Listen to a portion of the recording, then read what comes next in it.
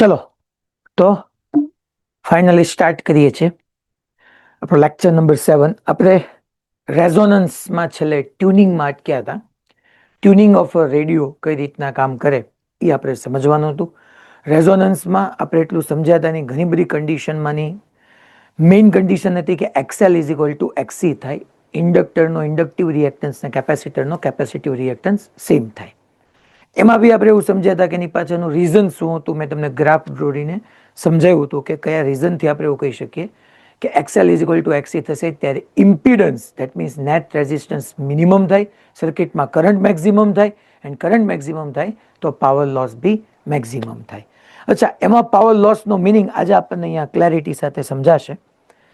તો પહેલા આપણે હેડિંગ આપી દઈએ tuning of a radio. Tuning of a radio. હવે આ કયો રેડિયો છે ખબર છોકરાઓ? આ અત્યારે તમે જે બધી કારમાં અને જે આપણા જે સેમિકન્ડક્ટરથી બનેલો રેડિયો યુઝ કરો છો ને એ વાત નથી. આ જૂના જમાનાની અંદર રેડિયો ટ્યુન કરવાનો આવતો. આપણા દાદા હોય ને યાદ કરો, ઓલું ચક્કરડું ફેરવતા, એને ટ્યુન કર્યું કહેવાય.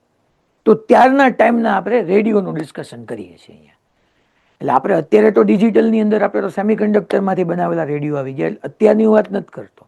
અત્યારે તો તમને ખબર જ છે, સારી કાર કે કોઈ જગ્યાએ તમે ટચ કરો અને ઓટોમેટિકલી એ બધું જેટલા બી સ્ટેશન છે એ સ્ટેશનને સર્ચ કરવા માંડશે અને ઓટોમેટિકલી સ્ટેશન ફાઇન્ડ કરીને આપણે એની અંદર સ્ટાર કરી દઈએ તો સ્ટાર વાળો સ્ટેશન છે એ આપણને બધા શો કરવા માંડે. તો હું એ રેડિયોની વાત નથી કરતો, હું જૂના જમાનામાં જે રેડિયો હોય એનો ટ્યુનિંગની વાત કરું છું. તો એ આપણે સમજવાનું છે. હવે અહીંયા આવી રીતનો આ એક આપણો રેઝિસ્ટર છે.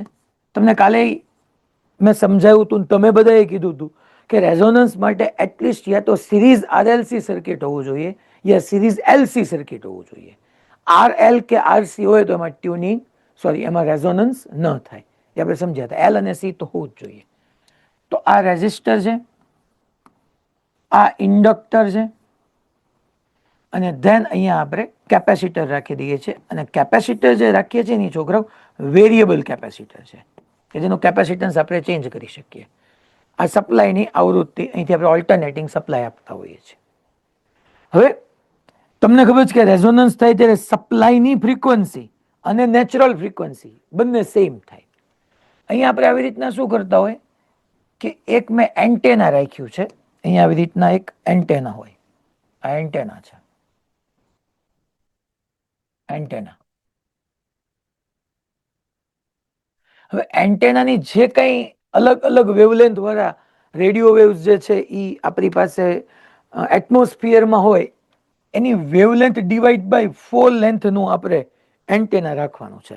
અત્યારે તમે કહો આપણે એન્ટેના છે જ નહીં, પણ હું અત્યારના રેડિયોની વાત જ નથી કરતો. મેં પહેલા કીધું કે રેડિયોની જે એન્ટેના હોય, એન્ટેના λ/4. લેમડા કઈ છે તો કે ભાવનગર છે અત્યારે, તો ભાવનગરની અંદર અમારે 3 FM આવે. આ તો બધાને આવડતું હોય. 93.1 મેગાહર્ટ્ઝ આ ટોપ FM, જબ સુનો ટોપ સુનો. પછી એક રેડિયો મિર્ચી આવે છે 91.5 મેગાહર્ટ્ઝ પર. પછી એક ઓલવેઝ આવે. આ બેમાં લોચા હોય ને ત્યારે આવે, પણ આને સાંભળવાથી ઊંઘ બહુ આવે. ઓલું દુઃખ દર્શન વાળું 100.1 મેગાહર્ટ્ઝ. નકરા જૂના જમાના એમાં સમાચાર વાંચે તો આપણને એમ થાય કે આ એકાદું લઈને ભાઈ જોકું ખાઈ જઈએ, કાર પછી હલાવશું. એટલે આનું ટ્યુનિંગ આપણે કરતા જ ન હોય. પણ માની લો અત્યારે ભાવનગર મારું ડિસ્ટ્રિક્ટ છે તો એની અંદર આ 3 અમારા એટમોસ્ફિયરની અંદર આ 3 ફ્રીક્વન્સી પ્રેઝન્ટ હોય. જો આ ફ્રીક્વન્સી છે, હર્ટ્ઝ છે, હર્ટ્ઝ એટલે ફ્રીક્વન્સી છે. તો બધી જ ફ્રીક્વન્સી અવેલેબલ છે. હવે આની અંદરથી આપણે શું કરતા હોય તો કે અહીંયા તમારો એસી સોર્સ હોય. એસી source V = VM sin ωt. તો આની અંદર તે આ RLC સિરીઝ સર્કિટની અંદર તે કરંટ જે છે એ RLC ની અંદર કરંટ અને વોલ્ટેજ છોકરાઓ ઓસિલેટ થતા હોય. રેઝોનન્સ થવું એટલે તમારી સોર્સની ફ્રીક્વન્સી અને સેકન્ડરી એટલે કે ધેટ મીન્સ સોર્સ એટલે કે અહીંયા તમે જોવા જાઓ તો એની નેચરલ ફ્રીક્વન્સી, અને બહારથી અહીંથી આ λ/4 વેવલેન્થ વાળું જે તમારી પાસે એન્ટેના છે એ એન્ટેનામાંથી જે ઇલેક્ટ્રોમેગ્નેટિક વેવ વિદ્યુત ચુંબકીય તરંગ આવવાનું છે એની અહીંથી એ સોર્સની ફ્રીક્વન્સી તરીકે કામ કરશે. બે સેમ થવું જોઈએ. રેઝોનન્સ માટે 2 ફ્રીક્વન્સી, 2 એટલે હું તમને યાદ અપાવી દઉં, એક નેચરલ ફ્રીક્વન્સી અને એક સોર્સની frequency.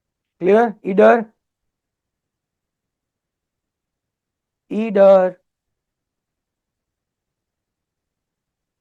Okay. Surat, Rajkot Gurukul, okay fine. તો મારો કહેવાનો અહીંયા ટ્યુનિંગ ઓફ રેડિયો જૂની સિસ્ટમ હતી, હવે તો બધું સેમિકન્ડક્ટરથી કામ થાય છે. પણ આવી રીતના આપણે તમે જ્યારે નોબ હોય, નોબ એને નોબ કહેવાય, એ નોબ તમે ફેરવો ને એટલે કેપેસિટરના કેપેસિટન્સને ચેન્જ કરતા હો. અને જે ફ્રીક્વન્સી એટમોસ્ફિયરમાં અવેલેબલ છે, જ્યારે અહીંયા એ ફ્રીક્વન્સી થઈ એટલે એની માટે રેઝોનન્સ થઈ ગયો, મેક્સિમમ કરંટ ગયો. કરંટનું ઇન્ક્રીમેન્ટ ક્યાંથી આવ્યું? તો કે જે ઓલો ઇલેક્ટ્રોમેગ્નેટિક વેવનું મેગ્નેટિક ફિલ્ડ મ્યુચ્યુઅલ ઇન્ડક્શનથી અહીંયા આવ્યું ને, એનાથી આવ્યું. હવે આપણે ક્વોલિટી ફેક્ટર પરથી તમે જો ક્યારે તમે એવું થયેલું, અમે તો એ બધા સમયમાં હતા, અમે અમારી વખતે બહુ કેબલ વાળા જમાના વાળા હતા, ડીશ ટીવી વાળા નહીં. અત્યારે તમે બધા મોબાઈલ વાળા થઈ ગયા. તમે કોઈ દિવસ થયેલું તમે મેચ જોતા હો ને પાછળથી એકાદી સિરિયલનો અવાજ આવતો હોય, તમે મેચ જોતા હોય ને પાછળથી એકાદા ઓલા ન્યૂઝ રીડર કાંઈક ન્યૂઝ રીડ કરતા હોય એવો અવાજ આવતો હોય. અમારી વખતે એવું થતું. ઈ કેમ થાય નહીં સમજાવો તમને. એટલે અમારે થતું ખરેખર. અહીંથી આપણને એમ થાય કે આ શક્તિમાન, અમારે સન્ડે શક્તિમાન આવતો 11 થી 12 કે 12 થી 1 રવિવારે બપોરે. બધા શક્તિમાન જોતા હોય. તમને ખબર શક્તિમાન આવતું? શક્તિમાન જોતા હોય ને તો વાણીથી પાછું કઈક બીજું જ કઈક અવાજ આવવાનું. તો હા બેન બોલો. સર થોડું રિપીટ કરશો, વચ્ચે બ્લુ થઈ ગયું હતું. અરે માતાજી, એક કામ કરીએ તો થોડોક વિડીયો જોઈ લેજો ને બેન, નહીં તો આજનો સિલેબસ આપણે ટૂંકમાં મારે વેડનેસડે સુધીમાં છે ને ચેપ્ટરને ફિનિશ કરવું છે. એટલે સર એટલે સવારે બી લેક્ચર નહીં થતો કેમ કે અમને મિડ ટર્મ એક્ઝામ ચાલે છે, તો પછી કેમેસ્ટ્રીનો બી ઘરે જઈને જ જોવાનો થાય છે. મેથ્સનો આ તો તમારે કેટલો જ ખબર છે, ખાલી 2 થી 3 મિનિટ 5 મિનિટનો થશે. અને આનો અત્યારે આગળ ક્યાંય લિંક નથી આવતી, સમજો. એટલે તમને કેવો લોસ નહીં જાય, ક્યાંય લિંક નથી. આ એક અલગ જ સેપરેટ ટોપિક છે, ટ્યુનિંગ ઓફ રેડિયો. પણ આવું થશે બેન, મારે છે ને વેડનેસડે સુધીમાં તમારું ચેપ્ટર ફિનિશ કરવું છે. તો 5-5 મિનિટ જો પાછળ જતી જશે ને તો આપણે પાછળ રહેતા જશું. માની લો ક્વોલિટી ફેક્ટર તમને સમજાવું, એટલે કે ક્વોલિટી ફેક્ટર ઓલરેડી ભણી જ ગયા હતા, બટ મેં કીધું તું quality factor that means it is denoted by sharpness of resonance curve. Sharpness of reso curve, અનુનાદ વક્રની તીક્ષ્ણતા, એને આપણે ક્વોલિટી ફેક્ટર કહેતા હતા. કાલે આપણે ગ્રાફ ડ્રો કરતા હતા કે તમારો એવરેજ પાવર વર્સિસ ઓમેગાનો આપણે આવો ગ્રાફ ડ્રો કરીએ ને, તો તમને કાલે મેં એવું સમજાવ્યું હતું, યાદ કરો. એક આવો મેં ડ્રો કર્યો હતો એકદમ શાર્પ, અને એક આવો આપણે ડ્રો કર્યો હતો. જો બે માટે આપણે એવું સમજ્યા હતા કે ભાઈ તમારી પાસે જે રેઝોનેટિંગ એંગ્યુલર ફ્રીક્વન્સી આવે ને ઓમેગા આર, એ બેમાં સેમ છે. જો ઓમેગા આર સેમ જ છે, બટ ધો ઈ ઓમેગા આર માટે આ પર્ટિક્યુલર કરવા માટે મેક્સિમમ પાવર લોસ થયો, આમાં મિનિમમ પાવર લોસ થયો. એટલે મેં તમને રેઝિસ્ટન્સ R1 અને R2 થ્રુ સમજાવ્યું હતું. બીજી વાત, જો ક્વોલિટી ફેક્ટરની ફોર્મ્યુલા, ક્વોલિટી ફેક્ટરની આપણે ફોર્મ્યુલા યાદ કરો, resonating angular frequency upon half power bandwidth. Half power bandwidth એટલે મેં કીધું તું ડેલ્ટા ઓમેગા એટલે R/L. તો અહીંથી તમે આમ બી સમજી લો, હાફ પાવર બેન્ડવિડ્થ એટલે એવી બેન્ડવિડ્થનું રિજિયન કે અહીંયા માની લો હું એંગ્યુલર ફ્રીક્વન્સી ઓમેગા 1 લઈ લઉં, અહીંયા ઓમેગા 2 લઈ લઉં, તો આ ઓમેગા 1 માઇનસ ઓમેગા 2 કરશો ને એને હાફ પાવર બેન્ડવિડ્થ કહેવાય છોકરો, ડેલ્ટા ઓમેગા. અને તમારું જુઓ, ડેલ્ટા ઓમેગા જેમ લેસ, ડેલ્ટા ઓમેગા જેટલું લેસ એટલી ક્વોલિટી મોર. અહીંયા જ છે. અચ્છા, અહીંયા હાફ પાવર બેન્ડવિડ્થ લેવા જશો ને તો આટલી આવશે હાફ પાવર બેન્ડવિડ્થ, આટલી આવશે. જો તો જો તમારી હાફ પાવર બેન્ડવિડ્થ મોર તો quality less. Half power bandwidth શું છે? તો કે તમારી એંગ્યુલર ફ્રીક્વન્સી કે ફ્રીક્વન્સીનું એવું રિજિયન કે જેમાં કયા કયા પાવર અવેલેબલ છે, તો કે મેક્સિમમ પાવરનો હાફ, મેક્સિમમ પાવર અને પાવર જ્યારે મેક્સિમમ અને મેક્સિમમના હાફની વચ્ચે જે ફ્રીક્વન્સી માટે હોય ને, એ બધી જ ફ્રીક્વન્સીની હાજર હોય. એ ફ્રીક્વન્સીનો આખું રિજિયન જે છે that is your half power bandwidth. હવે મેઇન આ તો આપણે બધું સમજી જ ગયેલા છે, આ તો હું તમને ખાલી અહીંથી અલગ વ્યૂથી સમજાવું છું. સમજી લો આવો કોઈ ગ્રાફ હોય ને છોકરાઓ, સિલેક્ટિવિટી કોની સારી કહેવાય હું તમને સમજાવું. ટૂંકમાં જેની શાર્પનેસ વધારે હોય, વધારે નેર હોય, શાર્પ હોય, એની સિલેક્ટિવિટી વધારે હોય.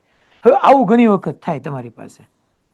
માની લો એક પર્ટિક્યુલર ઓમેગા માટે તમને આવો એક ગ્રાફ મળતો હોય, આ પર્ટિક્યુલર ઓમેગા માટે મેક્સિમમ પાવર મળતો હોય, બીજી એક ઓમેગા માટે આવો કંઈક મેક્સિમમ પાવર મળતો હોય, ત્રીજી એક ઓમેગા માટે આવો કંઈક મેક્સિમમ પાવર મળતો હોય.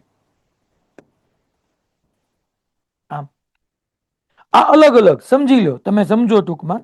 હવે અહીંયા ઓમેગા નો લઉં, ફ્રીક્વન્સી લઉં, અહીંયા ઓમેગા અપોન 2π કરી નાખો, તો આ મને કોઈક 91.5 મેગા હર્ટ્ઝ માટે મળ્યું છે.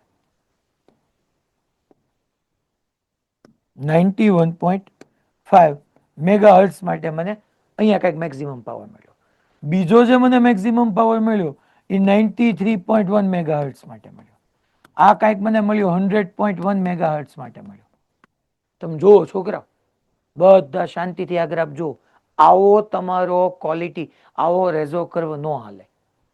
આમાં તમારી ક્વોલિટી લેસ થઈ, વીક ક્વોલિટી વાળી સર્કિટ હશે. કેમ ખબર પડે? જો તો તમે તમારું જ્યારે 91.5 મેગા હર્ટ્ઝ છે, મેક્સિમમ પાવર આવ્યો, આ મેક્સિમમ પાવર આવ્યો, તો એની સાથે સાથે 93.1 ની અમુક ફ્રીક્વન્સી ભેગી થઈ જ જતી હતી. જો એને એકોર્ડિંગ કંઈક પાવર હતો જ તે.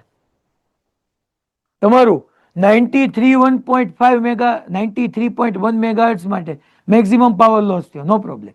પણ ત્યારે 100.1 મેગાહર્ટ્ઝ વાળા એને એકોર્ડિંગ કંઈક પાવર હતો જ તે, કંઈક કરંટ હતો જ તે. તો તમને નહીં તો 91.5 મેગાહર્ટ્ઝ ને એકોર્ડિંગ ક્લિયર સાઉન્ડ આવે, નહીં તો 93.1 મેગાહર્ટ્ઝ ને એકોર્ડિંગ ક્લિયર સાઉન્ડ આવે. આમાં સોંગ વાગતું હશે અને આમાં એકાદી એડ આવતી હશે, નિરમા વોશિંગ પાવડર નિરમા, તો ઘડીક વાર તમને એકાદો કંઈક સોંગ આવશે, સૈયારા તું, તો ત્યાં સામે શરૂ થઈ જાય વોશિંગ પાવડર નિરમા નિરમા, બે મિક્સ થવા માંડે યાર. તમે સમજો છો ને? તમને પર્ટિક્યુલર કોઈ વોઇસ ન આવે. આવું ઘણી વખત થાય. તે ઘણી વખત ડિસ્ટર્બન્સ આવી જતું હોય, માં મજા આવી હોય ને ઓલી લાઈન આવી હોય ને સૈયારા તું, ત્યાં છુરુ કરીને આવી જાય. પાછું સૈયારા તું, તો પાછું છુરુ કરીને આવી જાય. ટૂંકમાં જેને ડિસ્ટર્બન્સીસ આપણે કહીએ છીએ, તો ડિસ્ટર્બન્સીસ આવી જાય તો આવી સર્કિટ આવી ન સારી. આની ક્વોલિટી જે છે એ પુઅર ક્વોલિટી વાળી કહેવાય. આની જે ક્વોલિટી છે એ સારી ન કહેવાય, પુઅર ક્વોલિટી વાળી સર્કિટ થઈ. એટલે જેનો રેઝોનન્સ કર્વ શાર્પ ન હોય, શાર્પ રેઝો કર્વ ન મળતો હોય, તો એ સર્કિટ માટે આપણે એની ક્વોલિટી પુઅર ક્વોલિટી કહી શકીએ. તો આ ગ્રાફ કેવા હોવા જોઈએ? આ ગ્રાફ આવા હોવા જોઈએ કે ભાઈ આ પાવર અને ઓમેગા અપોન 2π કરો કે એપ કરો, જે કહો તમે, તો તમને આ ગ્રાફ આવો મળવો જોઈએ છોકરા, મસ્ત. આમ કોઈ પોસિબિલિટી જ નથી. 91.5 મેગાહર્ટ્ઝ છે, એની બાજુનો જે છે એ આવો હોવો જોઈએ, શાર્પ. કઈ ભેગું થવાની કોઈ વાત જ ન આવે, આવો હોવો જોઈએ, સેપરેટ બધા. આવું નો આવું પણ એમ, તો આની ક્વોલિટી ગુડ ક્વોલિટી કહેવાય. હા, ગુડ ક્વોલિટી.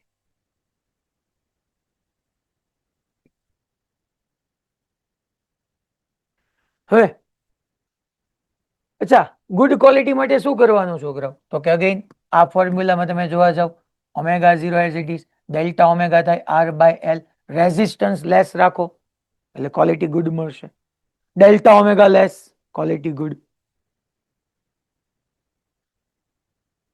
ઓકે, ચાલો હવે આપણે કાલે આના રિગાર્ડિંગ મેં તમને થોડુંક હોમવર્ક આપ્યું હતું, તો એ હોમવર્ક આપણે પહેલા એમાંથી અમુક અમુક ક્વેશ્ચન હું તમારી સાથે ડિસ્કસ કરું છું.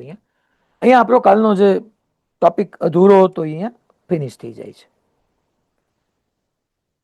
જો in a series resonant LCR circuit, in a series resonant LCR circuit, the voltage across R is 100 volt and R is equal to 1 kilo ohm with C is equal to 2 microfarad. એટલે પહેલા તો તમને RLC series circuit કીધી છે, RLC series circuit કીધી છે અને એમ કહે છે કે ભાઈ રેઝિસ્ટર ને અક્રોસ વોલ્ટેજ 100 વોલ્ટ છે અને અક્રોસ 100 વોલ્ટ, કઈ કીધું ન એટલે આપણે એને આરએમએસ લેવાનો.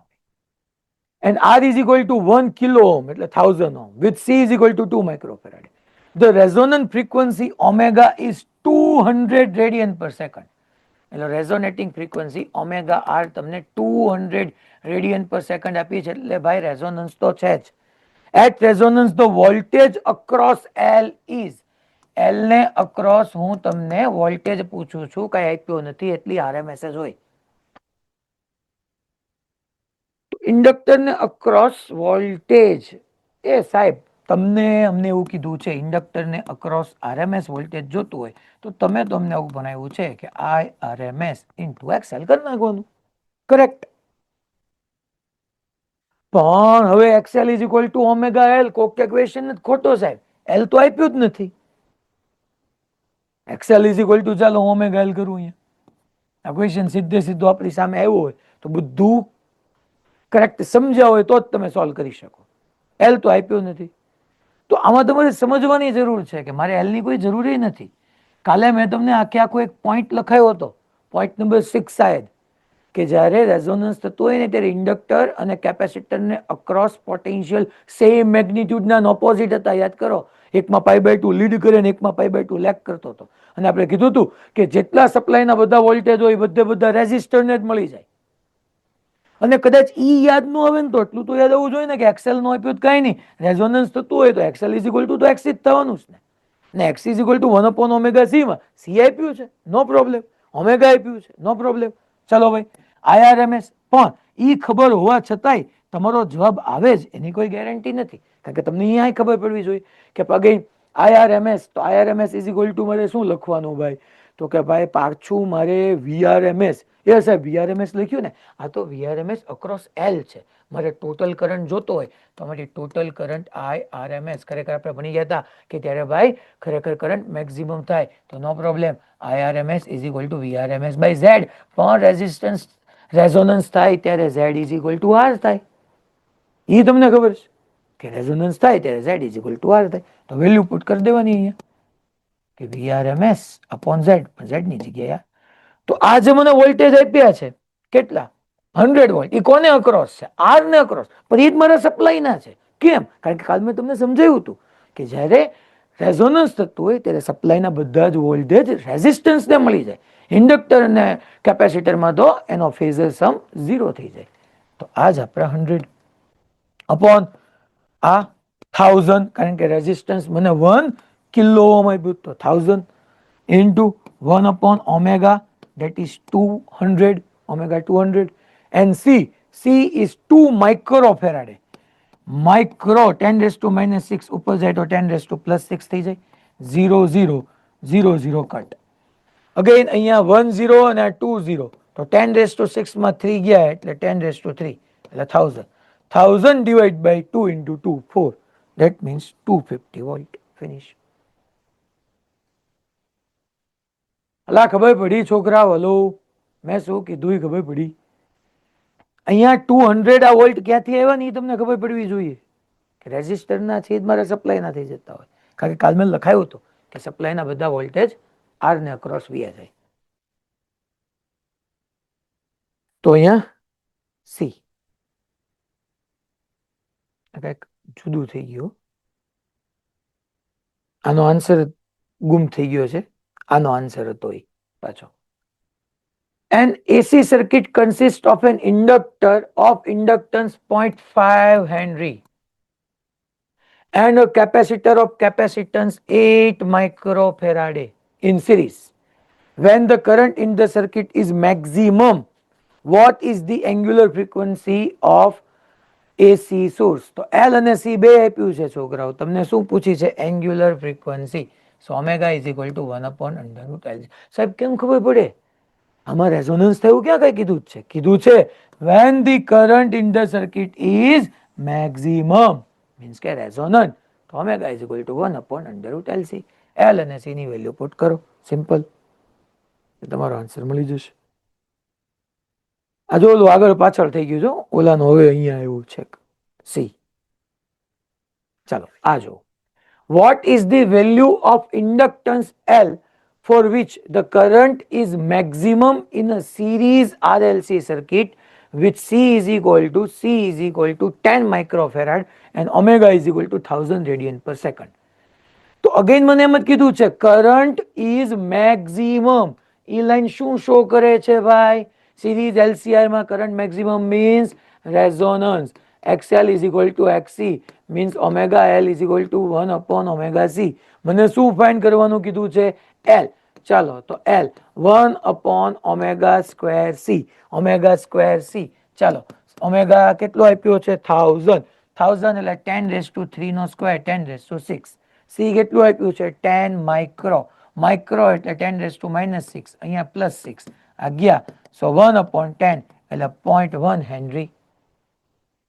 0.1 નથી આપ્યું પણ 0.1 હેનરી લખો કે 100 મિલી હેનરી લખો, બહુ થશે. હલો, ખબર પડે? મેં કાલે જ કીધું તું કે રેઝોનન્સના ક્વેશ્ચન કરવા માટે તો XL is equal to XC ની બધું ખબર પડી જાય એટલે ફોર્મ્યુલા બેઝ બધું પૂતી જશે તમારું કામ. નેક્સ્ટ,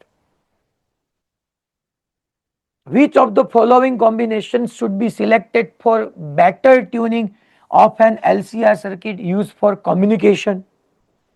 અચ્છા, તો ક્વોલિટી ફેક્ટરની formula 1 upon R under root L by C. Sir આ જ વાપરવી કેમ ખબર પડે? કારણ કે RLC આપ્યા છે, સિમ્પલ. તમને એને પૂછ્યું છે બેટર ટ્યુનિંગ માટે. Better tuning that means quality more જોઈએ. Following combination should be selected for better tuning of an LCR circuit. તો ભાઈ ક્વોલિટી સારી જોઈએ.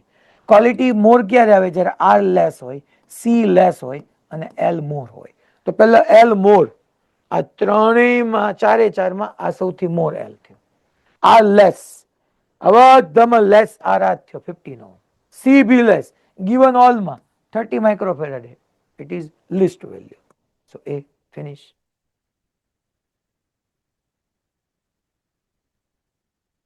Chalo, text exercise.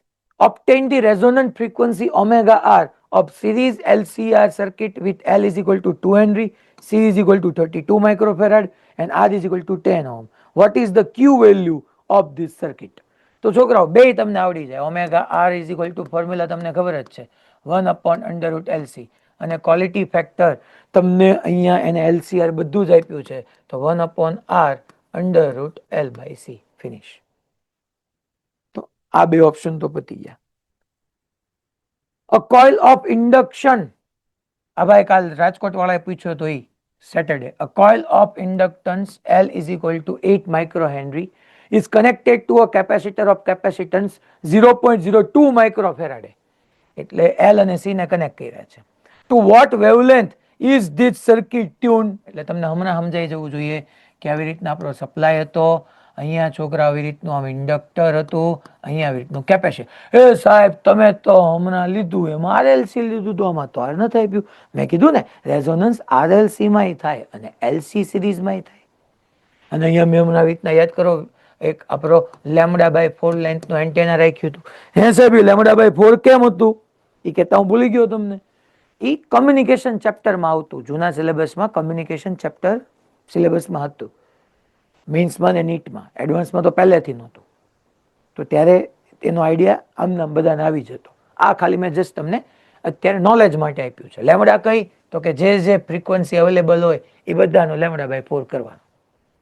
તો જો ઈ થયું ને, એમ જ કે છે what wave length is this circuit tune. તો મીન્સ કે અહીંયા જે ટ્યુન કરવા માટે જે વેવલેન્થ આવવાની છે ઇલેક્ટ્રોમેગ્નેટિક વેવ છે.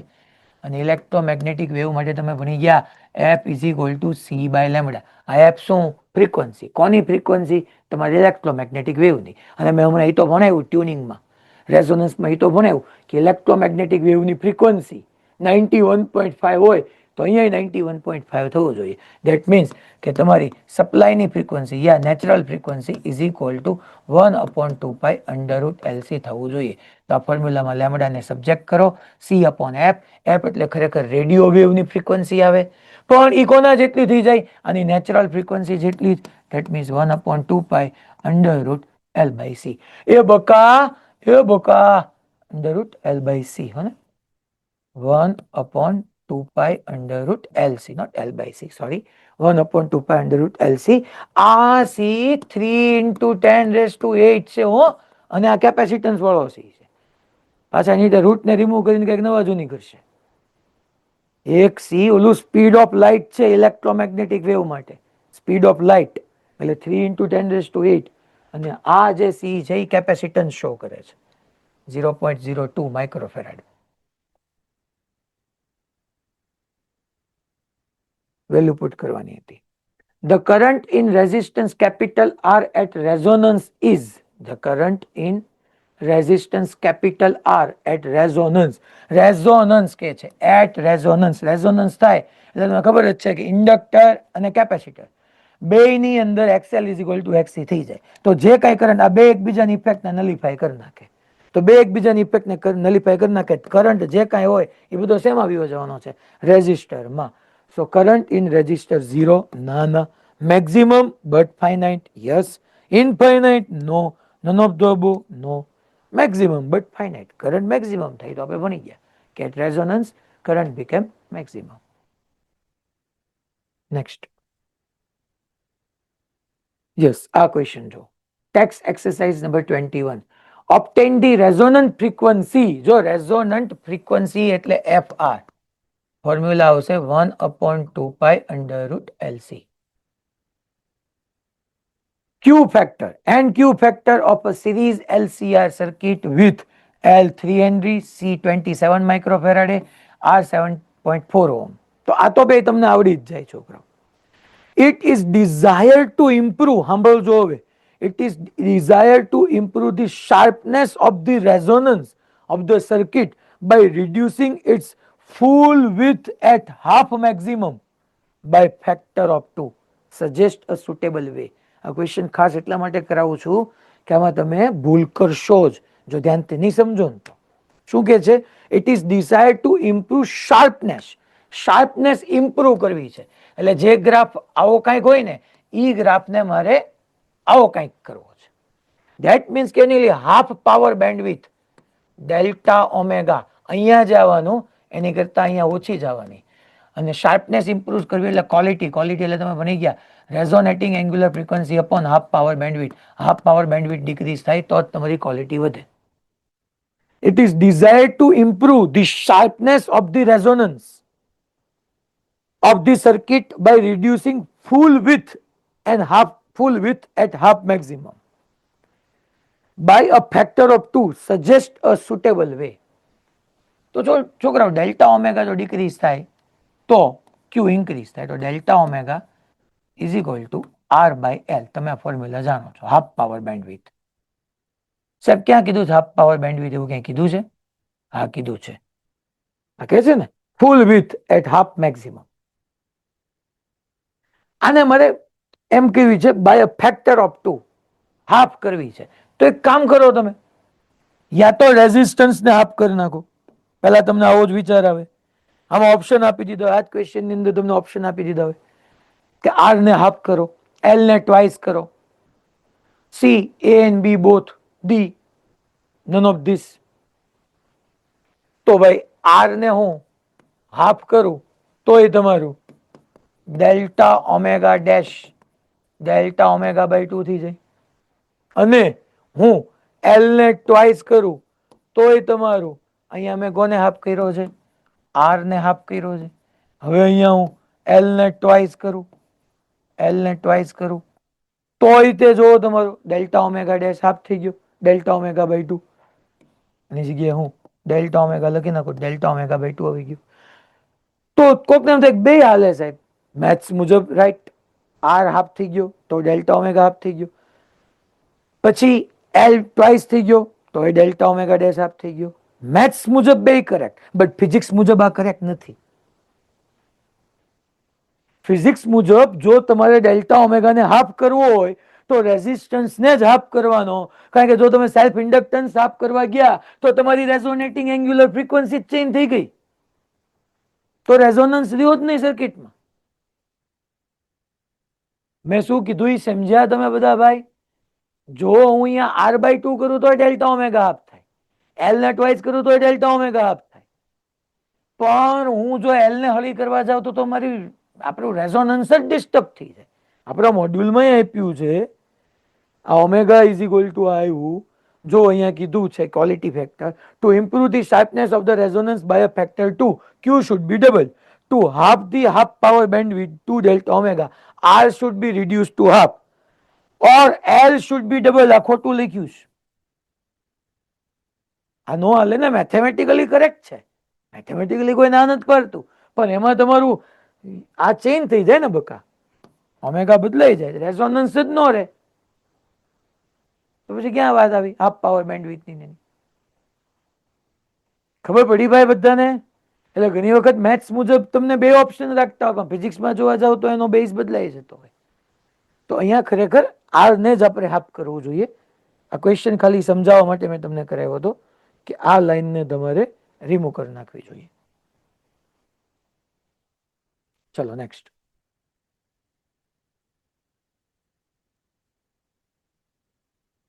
આ જો, at an airport, at an airport, a person is made to walk through the doorway of a metal detector.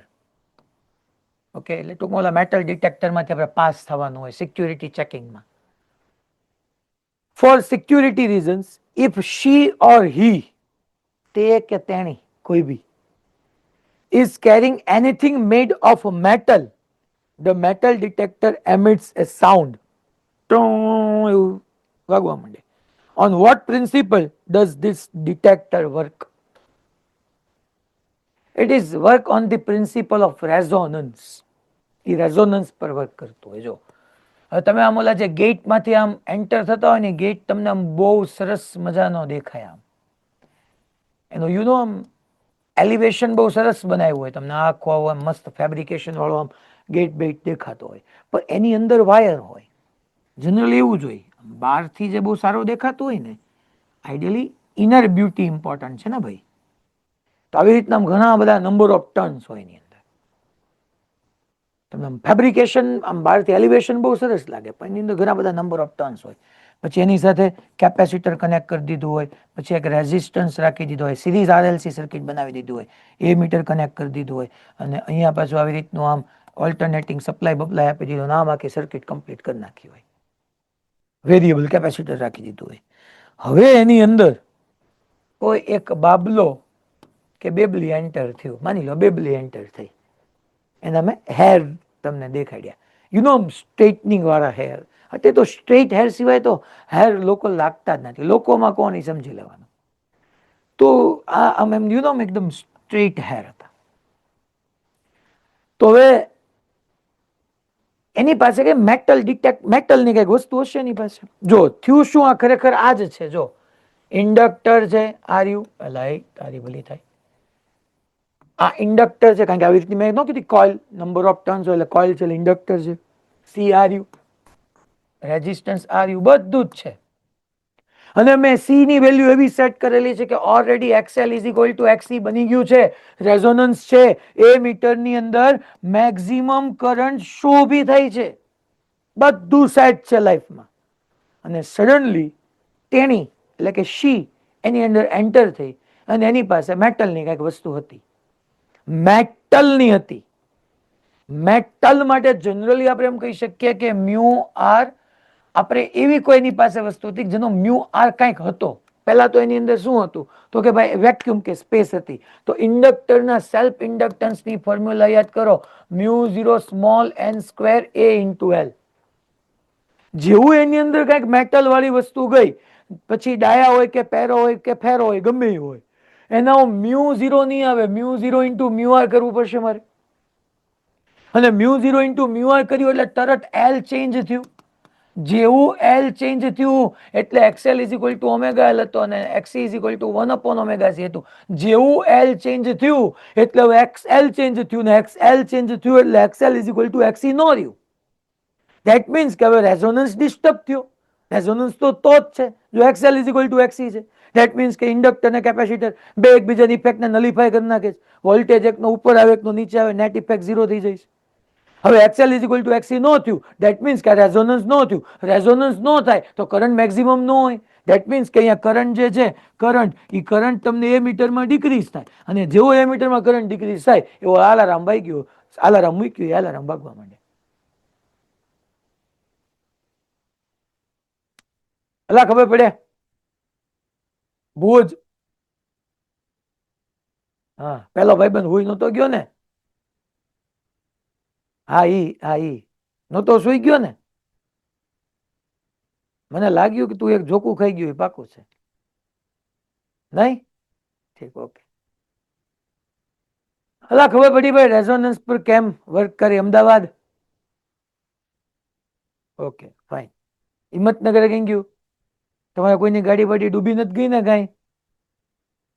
નહીં ને? ઠીક. ડૂબી ગઈ? તારી ડૂબી ગઈ? બહુ કરી એલા.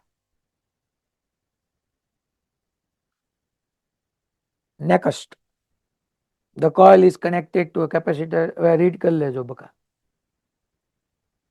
હવે radio can tune over the frequency range of a portion of megawatt broadcast band if its LC circuit has an effective inductance of L is equal to 200 microhenry. What must be the range of its variable capacitor? જો આ બે ત્રણ વખત PYQ આવી ગયો સાવ. Variable કેપેસિટરની range કીધી પૂછી છે. આ હિન્ટ આપશે નહીં તમને. For tuning the natural frequency, the frequency of the free oscillation of LC circuit should be equal to the frequency of the radio wave. એ તમે સમજાયું તમને. તો આપણે રેઝોનન્સ થાય ત્યારે 1/2 under root L by C ભણ્યા છીએ. ફ્રીક્વન્સી એક વખત તમને 800 કિલોહર્ટ્ઝ આપી તો F1 વખતે C1 ફાઇન્ડ કરો, પછી એક વખત F1 ની જગ્યાએ F2 કરો, અને અહીંયા 1/2 અંડર રૂટ LC2 કરી દો. F1 અને F2 ની વેલ્યુ માટે C1 અને C2 ફાઇન્ડ કરી નાખો, એટલે તમને જે કેપેસિટરની રેન્જ છે એ મળી જશે. ઓકે, મેથેમેટિકલ ક્વેશ્ચન જ છે પણ કામનો છે. તો અહીંયાથી C તમને મળી જાય, C1 અને C2 પરથી. યસ, આ ક્વેશ્ચન જો tax exercise 11. Figure shows a series LCR circuit connected to a variable frequency 250 volt. L is equal to 5 Henry. C is equal to 80 microfarad and R is equal to 40 ohm. Determine the source frequency which drives the current in resonance. જો શું કહે છે? Determine the source frequency. Source ની frequency જોતી છે કે જે આ સર્કિટને રેઝોનન્સ કરાવે. તો એ સિમ્પલ યાર, F is equal to 1/2 under root LC. જો ફ્રીક્વન્સી કે તો આ ઓમેગા એંગ્યુલર ફ્રીક્વન્સી કે તો 1/under root LC. તો એ તો તમારાથી સિમ્પલ થઈ જવાનું છે. Obtain the impedance of the circuit and the amplitude of current. Amplitude of current એટલે તમને ખબર છે ભાઈ, મેક્સિમમ કરંટ થયો at the resonating frequency. Resonating frequency એ Z is equal to R થાય યાર, ખબર જ છે. અને ત્યારે મેક્સિમમ કરંટ જોતો હોય તો Im is equal to Vm by Z, but Z ની જગ્યાએ હું મૂકી દઉં, હાર પૂરું. અલા ખબર પડે? ક્વેશ્ચનમાં કાંઈ નથી, તમને કાલે મેં જેટલું પેલા મેથ્સ કીધું એ કરી નાખો એટલે પૂરું થઈ જાય એમ છે બધું. પછી at the situation of the resonance determine the RMS. આ બધું જ હું ભણાવી ચૂક્યો તમને. At the situation of resonance, resonance થાય ત્યારે the RMS potential drop across the three elements of the circuit show that the potential drop across the LC combination is 0 at the resonating frequency. મેં બનાવી દીધું હતું phasor draw કરાવીને, VL નો ઉપર અને VC નો નીચે 0 કરી દીધું હતું, યાદ કરો. ટૂંકમાં અહીંયા તમને આમ કહે છે કે ભાઈ રેઝિસ્ટરને અક્રોસ RMS વોલ્ટેજ ફાઇન્ડ કરો, IRMS R કરીને, ઇન્ડક્ટરને અક્રોસ RMS વોલ્ટેજ ફાઇન્ડ કરો, IRMS ઇન્ટુ XL કરીને, કેપેસિટરને અક્રોસ RMS વોલ્ટેજ ફાઇન્ડ કરો, IRMS ઇન્ટુ XC કરીને, ફિનિશ. અને પછી જો તમને ખબર પડી જ જાય, ઇન્ડક્ટરમાં જેટલો આવ્યો કેપેસિટરમાં મેગ્નિટ્યુડ વાઇઝ એટલો જ આવે, બે ઓપોઝિટ હોય એટલે કામ પતી જાય ને, આ 0 થઈ જાય. પછી રેઝિસ્ટરને અક્રોસ વધે. What is the source frequency for which current amplitude is maximum? Obtain this maximum value. એટલે પાછો નવો ક્વેશ્ચન આવ્યો 20 નંબરનો. Series LCR circuit with L, C and R બધું આપ્યું છે. LCR સિરીઝ શું છોકરા? હવે આ તમને આવડી જાય ભાઈ, સોર્સ ફ્રીક્વન્સી ફાઇન્ડ કરતા 1/2 અંડર રૂટ LC. પછી મેક્સિમમ કરંટ એ તમને આવડી જાય. What is the source frequency for which average power absorbed by the circuit is maximum. જો આ શું કે છે, હવે અહીંથી વિચારજો. What is the source frequency for which average power absorbed by the circuit is maximum. Obtain the value of this maximum power. તો power maximum ક્યારે થાય છોકરાઓ? P વર્સિસ ઓમેગા માં યાદ કરો. એલા એ આવું નહોતું પછી આવું. તો આ ઓમેગા હતો ને ત્યારે પાવર મેક્સિમમ હતો. તો તમને એ અગેન એફઆર કે છે 1/2 અંડર રૂટ LC. અને મેક્સિમમ પાવર એ કે છે તો I² R. આગળ જો તમે F0 6634.4 હર્ટ્ઝ બન્યા, મેક્સિમમ કરંટ બન્યા. પછી આ આવ્યું તો જો the power absorb maximum at the same resonating frequency, maximum power મૂક્યું એની વેલ્યુ અને મેક્સિમમ પાવર આવ્યો. For which frequency of the source is the power transfer to the circuit. જો આ મારે સમજાવવા માટે આપણે અત્યાર સુધી બધું ભણ્યા, આ મારે સમજાવવું છે. For which frequencies of the source is the power transfer to the circuit half the power at resonant frequency. What is the current amplitude at this frequency? જો તો આમ ડ્રો કરું તો એક આ આવતી હતી ω0, આ ω1, આ ω2. હે છોકરા જો તો મારે ω2 લખવી હોય, મારે ω2 જોતું હોય, હું આવું ન લખી શકું. હે છોકરાઓ, ડેલ્ટા ઓમેગા એટલે ω2 માઇનસ ω1. ડેફિનેટલી આપણે આવું ન લખી શકીએ. ω2 પૂછી શકે, એ ω1 પૂછી શકે, બે તમને પૂછી શકે જ્યારે હાફ પાવર છે. Source the power transfer to the circuit half the power at resonating frequency. What is the current amplitude at this frequency? તો અહીંયા તમને ખબર છે કે જ્યારે પાવર જે છે એ મેક્સિમમ પાવરનો હાફ થઈ જાય ને ત્યારે કાલ મેં ભણાવ્યું હતું કે કરંટ જે છે એ IRMS માંથી IRMS/√2 થઈ જાય. યાદ આવે કઈ? હલો, તો એક વખત તમને અહીંથી ડેલ્ટા ઓમેગા મળી ગયું પછી પૂરું થઈ ગયું ને. ω2 જોઈ છે એમ તો ડેલ્ટા ઓમેગા પ્લસ ω1 કરો. ω1 જોઈ છે એમ તો તમે ડેલ્ટા ω1 જોતું હોય તો ડેલ્ટા ω2 માઇનસ ડેલ્ટા ઓમેગા કરો. એ સાહેબ મારે તો ફ્રીક્વન્સી જોઈશ એમ તો F2 is equal to delta F plus F1 કર અને F1 is equal two F2 minus delta F કર. એ સાહેબ ડેલ્ટા ઓમેગા ક્યાંથી લાવશો? તારી પાસે બધી વેલ્યુ આગળ હતી. યાદ કર, મેં તને ભણાવ્યું હતું કે ડેલ્ટા ઓમેગા એટલે R/L થાય. તો R અને L છે, ડેલ્ટા ઓમેગા મળી ગયું. ઓમેગા હવે તો કે સાહેબ ω1 ω2 નું શું કરું? તો કે ω0 તો મારી પાસે છે ને યાર, હું આને આમે ન લખી શકું છોકરો. કે જો તો ભાઈ ω0 મારી પાસે રેઝોનેટિંગ ફ્રીક્વન્સી હોય, તમને ખબર છે કે આટલો ડિસ્ટન્સ કેટલું થાય છોકરાઓ? ડેલ્ટા ઓમેગા થાય આટલું. તો ડેલ્ટા ઓમેગા આપણે ω0 પ્લસ ω2, જો અહીંયા તમને સમજાવું, આ તો આપણને ઠીક છે. ω1 કે ω2 બે માંથી એક ખબર હોય, ડેલ્ટા ઓમેગા ખબર હોય તો ω1 ને ω2 ઇઝીલી મળી જાય. આ delta omega is equal two R/2L. એને અકોર્ડિંગ ડેલ્ટા F ફાઇન્ડ કરી નાખ્યું તમારી પાસે. એને તો ડેલ્ટા F જ કીધું છે પણ પર્ટિક્યુલર ફ્રીક્વન્સી આવે. જો અહીંયા Im/√2 આપણે ભણી ગયા હતા, જો આવ્યું તો ω' ઇઝ ઇક્વલ ટુ નો કહ્યું છોકરો ω0 પ્લસ ડેલ્ટા ઓમેગા અને ω' એટલે ત્યાંથી તમને મળી ગયું ω is equal to 2πf plus minus 2 આવી ગયું. સાહેબ આ ક્યાંથી લાવ્યા? પાછો યાદ કરાવી દઉં કારણ કે આ ક્વેશ્ચન તમને હેરાન કરે એવો છે. આ બકા આ NCERT છે, સોરી. અહીંયા યાદ કરો, આ ડિસ્ટન્સ ની લોકો ડેલ્ટા ઓમેગા કહેતા હતા. મેં જેને આખાને ડેલ્ટા ઓમેગા કીધું એટલાને ડેલ્ટા ઓમેગા કહેતા હતા. તો એની મુજબ ડેલ્ટા ઓમેગા R/2L થતું હતું. તો ડેલ્ટા ઓમેગા મળી ગયું.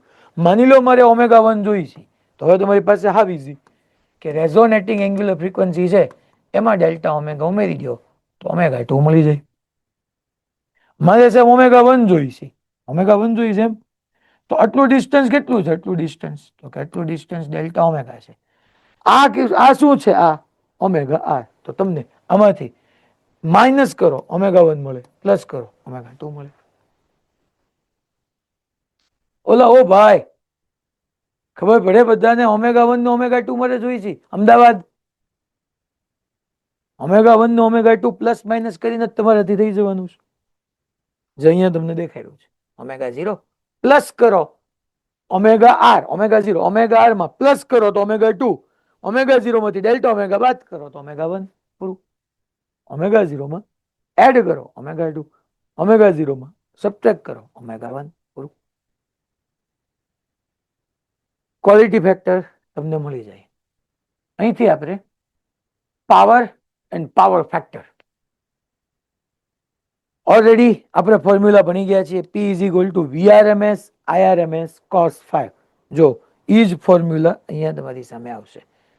P ઇઝ ઇક્વલ ટુ એ સાહેબ VRMS નથી લખી તો આમ જ કરશે VI cos 5 I square Z cos 5. મેં તમને બધું ભણાવી દીધું હતું છોકરો. આપણે એની પહેલા આજે બધી એપ્લિકેશનો લેવાની છે. ચાલો પહેલા હું તમને થોડું ઘણું ડિટેલ આપી દઉં કે પાવર ની ફોર્મ્યુલા આપણે જોઈ લઈએ. ખાલી પાવર એન્ડ પાવર ફેક્ટર. તો ફોર્મ્યુલા આપણે ઓલરેડી મેં તમને પ્રૂવ કરાવી દીધી હતી. VRMS IRMS cos 5. જ્યારે બી કોઈ ક્વેશ્ચનમાં તમે અટકો અને આન્સર ન આવતો હોય એવું ક્યાંય બી કશું બી લાગતું હોય, તમારું એક જ મેઇન કોન્સેપ્ટ છે VRMS IRMS cos 5. તો હવે અહીંયા P is equal to VRMS IRMS cos 5 માં હું VRMS ની જગ્યાએ IRMS Z મૂકું. સાહેબ આ ક્યાંથી લાવ્યા? આ નહોતું કીધું RLC ત્રણેય હોય તો Z મુકાય. અહીંયા IRMS એઝ ઇટ ઇઝ રાખું અને cos 5 એટલે R બાય Z મૂકું. મેં તમને સમજાવ્યું હતું Z ગયા તો પાવરની ફોર્મ્યુલા આવી બી આવી શકે, that is IRMS square R. હવે હું તમને 3-4 અલગ અલગ કેસ ભણાવું એઝ પર NCERT કે સર્કિટમાં ઓનલી R હોય છોકરા, સર્કિટમાં ઓનલી R હોય. ચલો તો શું લખાશે? હે power P is equal to VRMS આવશે, આવશે, IRMS આવશે, આવશે. ઓનલી R હોય, ઓનલી R તો એમાં ફેઝ ડિફરન્સ કેટલાનો હોય? 0. આપણે ભણી ગયા ઓનલી R હોય તો એમાં કરંટ અને વોલ્ટેજ બંને સેમ ફેઝમાં હોય તો ફેઝ 0 હોય. તો cos 5 is equal to cos 0 is equal to 1 થાય. તો યાદ રાખવાનું કે ભાઈ ઓનલી R હોય તેમાં પાવર ફેક્ટર 1 હોય. આ cos 5 ને આપણે પાવર ફેક્ટર કહેતા હતા. મેં તમને સમજાવ્યું હતું કે અત્યાર સુધી તો પાવર મારું બેટું V અને I પર જ ડિપેન્ડ કરતું હતું, પણ અહીંયા હારું cos પર ડિપેન્ડ કરવા માંડ્યું. જેમ કે હમણાં L અને C માટે ભણાવું તમને તો ઓનલી R હોય તો 5 0 હોય, cos 0 1 થાય એટલે પાવર ફેક્ટર 1 થાય. અને તો પાવરની ફોર્મ્યુલા હું યુઝ કરું VRMS IRMS અને VRMS ની જગ્યાએ મારે લખવાનું થાય IRMS ઇન્ટુ Z. નહીં R જ આવે ને, કારણ કે cos 0 1 થઈ ગયું, ઓનલી R છે તો R ની જગ્યાએ Z જ આવી જાય. સોરી, Z ની જગ્યાએ R જ આવી જાય IRMS. તો અહીંથી પાવર આવી ગયો IRMS square R. Maximum power loss મળે, મેક્સિમમ પાવર લોસ. ફિનિશ. કારણ કે તમને ખબર જ છે કે રેઝિસ્ટર હતું ત્યારે પાવર લોસ આપણને એમાં મેક્સિમમ મળતો હતો. ધેન સેકન્ડ કે ભાઈ ઓનલી L ઓર C, ઓનલી L ઓર C. તો ઓનલી ઇન્ડક્ટર યા કેપેસિટર હોય તો તમને એમાં એટલી ખબર છે કે ભાઈ ફેઝ ડિફરન્સ π/2 નો થાય. અને ફેઝ ડિફરન્સ π/2 નો થાય તો power factor cos 5 is equal to cos of π/2 that is 0. cos 90 0 થઈ જાય. અને જેવું તમે એની વેલ્યુ પુટ કરવા જાઓ power P is equal to VRMS IRMS cos 5 તો P is equal to VRMS IRMS into 0 એટલે 0. No power loss. બટ આ no power loss over a 1 cycle, એક આવર્તકાળ પર, એક આવર્તન પર એવરેજ પાવર લોસ 0 થાય. ધેટ ડઝન્ટ મીન કે ઇન્સ્ટેન્ટેનિયસ પાવર નહીં હોય. હા, ઇન્સ્ટેન્ટેનિયસ તો આપણે ભણી જ ગયા હતા કે જે કંઈ ઇન્ડક્ટર હોય તો જેટલી ઓલી આપણી ઇલેક્ટ્રિકલ એનર્જી છે એ મેગ્નેટિક એનર્જીમાં કન્વર્ટ થતી હશે અને મેગ્નેટિક એનર્જીમાં ઇન્ડક્ટરની અંદર સ્ટોર થતી હશે. તો ઇન્સ્ટેન્ટેનિયસ પાવર તો છે, એવરેજ પાવર ઓવર 1 સાયકલ આપણે સમજી ગયા હતા કે પાવર લોસ 0 હતો.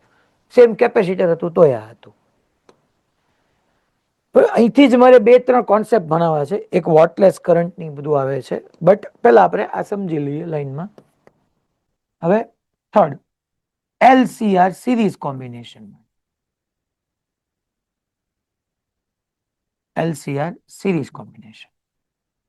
સાહેબ RL RC કેમ ન ભણાવ્યું? ભાઈ તો બધું આના ઉપરથી થઈ જ જવાનું છે. આની અંદર તમને ખબર જ છે LCR સિરીઝ સર્કિટની અંદર મારે કંઈક પાવર ફેક્ટર cos 5 = લખી શકું યાર કે મારું પાવર ફેક્ટર છે.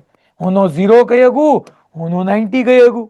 પાવર ફેક્ટર આપણને 0 અને π/2 ની વચ્ચે જ મળવાનું છે, આપણને ખબર છે. Power factor angle mainly. તો અહીંયા મારી ફોર્મ્યુલા થશે P = VRMS IRMS cos 5. તો અહીંયા હું P = લખીશ VRMS = IRMS into Z આવશે. કેમ Z? બીકોઝ ઓફ ત્રણેય છે સર્કિટમાં છોકરાઓ, તો Z જ આવવું જોઈએ.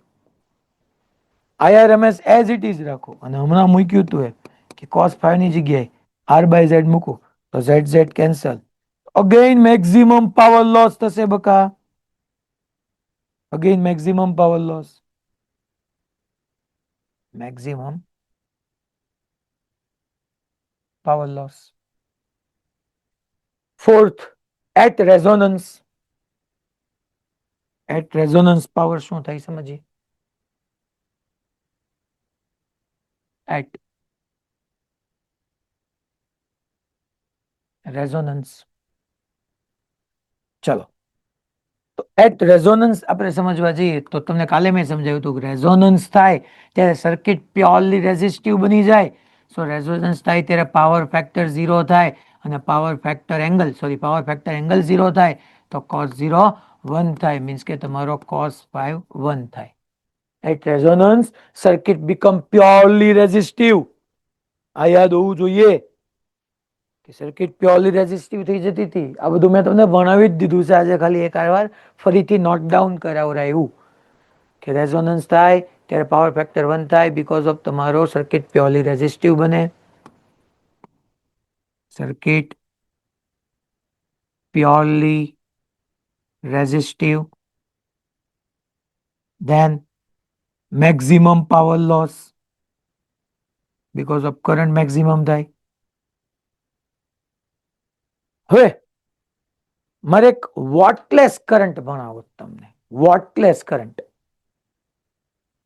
વોટલેસ નહીં, वॉटलेस. चलो यहाँ पे हम ऐसे ऐड करते हैं वॉटलेस करंट.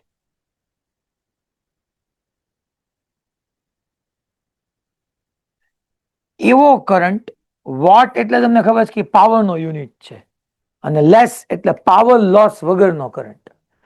આવો કરંટ પ્રેક્ટિકલી એક્ઝિસ્ટ નથી કરતો, આ થિયોરેટિકલ કોન્સેપ્ટ છે. એવો કરંટ મારે ક્યાં લેવા જાવ જે કરંટ ફ્લો થાય અને પાવર લોસ ન થાય. તો આવો કરંટ રિયલમાં એક્ઝિસ્ટ નથી કરતો, આપણો થિયોરેટિકલ કોન્સેપ્ટ છે. આના ઉપર પીવાયક્યુ છે એટલે ક્વેશ્ચન તો પૂછાય જ છે. વોટલેસ કરંટ. તો હું આની અંદર આવી રીતના લખું છું grow in series LCR circuit. Series LCR સર્કિટમાં ઇન સિરીઝ આરએલસી સર્કિટ હું છોકરાઓ ફેઝર ડાયાગ્રામ ડ્રો કરું તો આપણે આવું સમજ્યા હતા. ફેઝર માટે પહેલા મારે એક્સ એક્સિસ અને વાય એક્સિસ ને આપણે ફિક્સ કરવાની આવે. એક્સ આ વાય. હવે મેં લખ્યું છે સિરીઝ આરએલસી સર્કિટ એટલે સિરીઝ ની અંદર કરંટ ને બેઝ બનાવવાનો આવે. તો ભાઈ કરંટ ને બેઝ બનાવો. ચાલો આ કરંટ તમારો બેઝ બની ગયો. હવે હું તમને એમ કહું કે છોકરાઓ તમને એટલી ખબર જ છે આરએલસી માં તે મેં તમને બે ભણાવ્યો હતા, બે કેસ. કેસ 1 કે ભાઈ XC is greater then XL હોય એટલે સર્કિટમાં કેપેસિટર ડોમિનેટ કરતું હોય, અને second XL is greater then XC હોય એટલે કે સર્કિટમાં ઇન્ડક્ટર ડોમિનેટ કરતું હોય. તો જો XC is greater then XL હોય તો સર્કિટમાં કેપેસિટર નો હાલતું હોય એટલે કેપેસિટર ને મુજબ કરંટ વોલ્ટેજ કરતા 5 જેટલો લીડ કરતો હોય. એ 5 ની વેલ્યુ 0 અને π/2 ની વચ્ચે ગમે હોય. તમને યાદ છે આવું બધું આવ્યું હતું આપણે? લાભ આખું યાદ છે? હવે થોડું પૂછવું પડશે. ઉભા રહ્યો તો હાલો તો મને પૂછવા દો તો. હલો વડોદરા બાયલી, અનમ્યુટ કર, તું બોલતો નહીં, હું કવિ બોલશે. Second batch, yes second batch પર બેઠો છે ભાઈ. ભાઈ ભાઈ પણ ભાઈ કહું તો હજી બેનો ની સામે આંગળી ચિંતે. શું નામ છે એનું? વાસુ. વાસુદેવ. વાસુ ભાઈબંધ, તું એક કામ મને કરીને કહેતો કે હું એમ કહું કે RLC સિરીઝ સર્કિટ છે, ત્રણેય હાજર છે અને ઇન્ડક્ટર ડોમિનેટ કરે છે, XL is greater then XC છે, તો નેટ તારો કરંટ વોલ્ટેજ કરતા લેગ કરતો હશે, લીડ કરતો હશે અને કેટલો? પેલા લેગ કરે કે લીડ કરે એ કહી દે.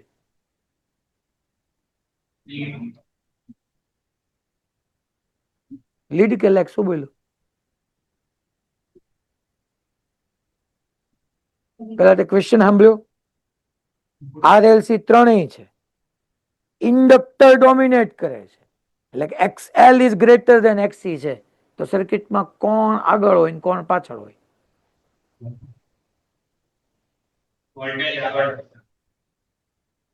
કરંટ કેટલો? π/2 જેટલો. સાચું કે છે બેટા? π/2 ત્યારે હોય જ્યારે ઓનલી ઇન્ડક્ટર હોય. અહીંયા મેં એવું લખ્યું છે કે RLC ત્રણેય છે. આમ હોય ને ખાલી ઓનલી ઇન્ડક્ટર હોય ને તો તું કે સાચું કે કરંટ π/2 જેટલો લીડ કરે વોલ્ટેજ કરતા. અહીંયા સર્કિટ આ છે દોસ્ત, R L અને C, અને હું એમ કહું છું કે XL is greater then XC છે, મીન્સ કે ઇન્ડક્ટર નું ચાલે છે. તો હવે અહીંયા કરંટ 5 જેટલો લેગ કરતો હોય, 5 ની વેલ્યુ 0 અને π/2 ની વચ્ચે ગમે હોય. ખબર પડ્યા ભાઈ વડોદરા? વાસુ તું તો આવડવું જોઈએ ને દોસ્ત, આ ચેપ્ટર નો એન્ડ થવા આવ્યો હવે, કે ખાલી ઇન્ડક્ટર હોય તો π/2 નો ફેઝ ડિફરન્સ હોય, બાકી RC હોય, RL હોય તો ફેઝ ડિફરન્સ, LC હોય તો એ π/2 એક્ઝેક્ટ નો રહે. તો ત્યાં સમજવું પડે કે 5 હોય, 5 ની વેલ્યુ શું? એની માટે ઓલી ફોર્મ્યુલા હતી કે tan phi is equal to XC minus XL upon R. Revision કર્યું છે ઘરે જઈને વાંચો? હોમવર્ક કરતો તો? તો હાથ પાડીશ ને, ના થોડો પાડીશ કઈ. અનમ્યુટ કર તું. કર્યો. એને હોમવર્ક કર્યું તું, તું જોવા ગયો તો? અનમ્યુટ કર્યો. એ હોમવર્ક કરે છે કે નહીં? તારે શું કેવું? આમ તો કરે જ છે. ઠીક, આમ તો કે ભાઈ બંધ સિન્સિયર છોકરો. સિન્સિયર છોકરો છે. તો તને શું મારે સિન્સિયર છોકરી કહેવાનું?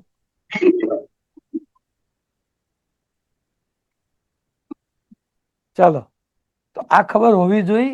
આમાં આટલી બધી વાર ન લગાય, કેટલો બધો ટાઈમ ખાઈ ગયો આ ભાઈબંધને, ન આવડ્યું ને એમાં. ફટાફટ જવાબ આવવા જોઈએ કે સાહેબ 5 ની વેલ્યુ 0 અને π/2 ની વચ્ચે ગમે. તો હવે હું અહીંયા એવું વિચારું છું કે XL is greater then XC. હે સાહેબ, એવું ન વિચાર્યું હોય તો તું એવું વિચાર XC is greater then XL. તે અહીંયા કરંટને બેઝ બનાવી લીધો. હાલ હું તને એમ કહું, હવે તું આમ વિચાર, XC is greater then XL. RLC ત્રણેય છે, ત્રણેય હાજર હોય ને એમાં x is greater than XL હોય તો આપણે કહી શકીએ કે ફાઇનલી કરંટ લીડ કરતો હોય વોલ્ટેજ કરતા. કેટલો? π/2. નહીં, એ તો ખાલી કેપેસિટર હોય તો. ત્રણેય હોય તો 5 જેટલો. તો આપણે એમ કહી દઈએ કે કાં તો છોકરાઓ અહીંયા વોલ્ટેજ મારે, મેં કરંટને ફિક્સ કર્યો, સિરીઝ છે એટલે વોલ્ટેજ માની લો X is greater than XL હોય તો શું હોય? વોલ્ટેજ કરંટ કરતા પાછળ હોય 5 જેટલો. અને જો એક્સએલ ઇઝ ગ્રેટર દેન એક્સી હોય તો ઇન્ડક્ટર મુજબ કરંટ પાછળ હોય 5 જેટલો, એટલે વોલ્ટેજ આગળ હોય. તો આ તમારો વી છે અને આ આમ છે. ઓલું હોય તમારે આમ ડ્રો કરવાનું, એમાં કાંઈ ફેર નહીં પડે, જવાબ બે રીતે આવશે, ચિંતા જરાય નથી કરવાની જરૂર. આ વી ના હું બે કમ્પોનન્ટ લઉં છોકરો, આ વી નો આ કમ્પોનન્ટ થઈ ગયો વી cos 5 અને આ કમ્પોનન્ટ થઈ ગયો વી sin 5. અચ્છા, હું વી ના કમ્પોનન્ટ લેવાને બદલે અહીંયા મેં શું કીધું છોકરાઓ તમને કે આઈ ને આપણે ફિક્સ કર્યો, આ મેં વી લીધું. તો હવે તમે જોવા જાવ તો મારે વોટલેસ કરંટ જોઈએ છે. મારે શું જોઈએ છે? વોટલેસ કરંટ. એટલે હું કરંટના બે કમ્પોનન્ટ લઈશ. મારે વોટલેસ કરંટ જોઈએ છે. તો આ છે તો 5 ની નિયરેસ્ટ આ કમ્પોનન્ટ થઈ જશે આઈ આરએમએસ યા આઈ cos 5 છોકરા, આઈ cos 5 અને આ પરપેન્ડિક્યુલર થઈ જશે આઈ sin 5. છતાંય તમને આમાં એમ તો એ સાહેબ આમ કમ્પોનન્ટ કેમ લીધા? તો તમે તારે આમ દેખાડી દો. તમને સમજવું જ હોય તો આમ સમજાવી દો. કરંટ આમ મેં ફિક્સ કરી દીધો, એટલે કરંટ થોડો કે એક્સ એક્સિસ ઉપર જ ફિક્સ થાય એવું નક્કી હતું. અને મેં એમ કીધું કે છોકરાઓ XL is greater then XC છે. અહીંયા હું લીધું હતું, sorry, XC is greater then XL છે. મીન્સ કે કેપેસિટર ડોમિનેટ કરે છે. કેપેસિટર ડોમિનેટ કરતો હોય, RLC ત્રણેય હોય તો ફાઇનલી કેપેસિટર ડોમિનેટ કરે છે એટલે કરંટ આગળ જ રહેવાનો. પણ ત્રણેય છે એટલે 5 જેટલો. કોની કરતા? વોલ્ટેજ કરતા. તો અહીંયા હું એક કામ કરું, આ આઈ તમારું આમ છે તો વોલ્ટેજને હું આમ દેખાડી દઉં. જો આ 5 જેટલો આગળ છે. આના બે કમ્પોનન્ટ ન આવી જાય, કરંટના બે કમ્પોનન્ટ ન લઈ ગયો, આરએમએસ cos 5 આરએમએસ sin 5. તો એવું કોઈ જરૂરી નથી કે તમારે આવી રીતના જ દેખાડવું. તમે અમે દેખાડી શકો, અમે દેખાડી શકો. આ તમારું પાવરની જે ફોર્મ્યુલા આવી, that is V I cos 5. પાવરની ફોર્મ્યુલામાં આઈ cos 5 આવ્યું છે, આઈ sin 5 નથી આવતું. આ આઈ sin 5 ને વોટલેસ કરંટ કહેવાય. કોઈ પૂછે ને વોટલેસ કરંટ એટલે કયો? વોટલેસ કરંટ એટલે કયો? તો આપણે કહી દેવાનું આઈ આરએમએસ sin 5. કારણ કે પાવરના ફોર્મ્યુલામાં આઈઆરએમએસ cos 5 આવે છે. મીન્સ કે cos 5 તો ભાઈ પાવર માટે રિસ્પોન્સિબલ છે. આઈ sin 5 એવો કરંટ છે કે જે કરંટ પાવર લોસ માટે રિસ્પોન્સિબલ નથી. પાવર લોસ, પાવરનો યુનિટ વોટ, વોટલેસ એટલે વોટલેસ કરંટ. આવો પ્રેક્ટિકલ કરંટ નો હોય, આપણો એક થિયોરેટિકલ કોન્સેપ્ટ છે. વોટલેસ કરંટ. તમને કોઈ પૂછે વોટલેસ કરંટની ફોર્મ્યુલા શું, તમારો જવાબ તરત ફટકે પડવો જોઈએ આઈ આરએમએસ sin 5 છે. આઈ sin 5 કયો કઈ કીધું ન હોય એટલે આપણે આઈ આરએમએસ જ લઈએ છીએ. ગમે એમ આવે, આમાં ખોટું બહુ આમ વિચારતા નહીં યાર. વી આમ છે, આઈ આમ છે, આ 5 કરંટ 5 કરતા લીડ કરે, આ કરે. આઈ ના બે કમ્પોનન્ટ, આઈ cos 5 આઈ sin 5, પૂરું. આ વોટલેસ કરંટ. આ તો મેં તમને બધું સમજાવતા કીધું. પાછો આપણે પ્રશ્ન થાય ને સાહેબ અમને કેમ ખબર પડે x is greater than XL જ લેવાનું? જે લ્યો એ તમ તારે. ત્યારબાદ એક કોન્સેપ્ટ, એટલે આ ઇક્વેશન યાદ રાખજો, આના ઉપર આપણે હમણાં બધા ક્વેશ્ચન સમજીએ. ત્યારબાદ ચોક કોઇલ સમજીએ. ચોક કોઇલ. ચોક કોઇલ કોને કહેવાય એ આપણે સમજીએ. આવો વર્ડ આપણે મોડ્યુલમાં લખી નાખ્યો છે, ચોક કોઇલ. ચોક કોઇલ કાંઈ નહીં, કન્ડક્ટિંગ વાયર જ છે. એક વાયર લ્યો, એ ભુજ, એક વાયર લ્યો અને ઘણા બધા નંબર ઓફ ટર્ન્સ બનાવી દો ને એટલે ઇન્ડક્ટર. ટૂંકમાં એટલી ચોક કોઇલ થયું, બીજું કાંઈ નથી. ચોક કોઇલમાં લખું પહેલા તો, એ કન્ડક્ટિંગ વાયર છે, વાહક તાર છે. Conducting wire, it has many turns. It has many turns. ખૂબ આટા હોય, ઘણા બધા આટા હોય, મેની ટન્સ.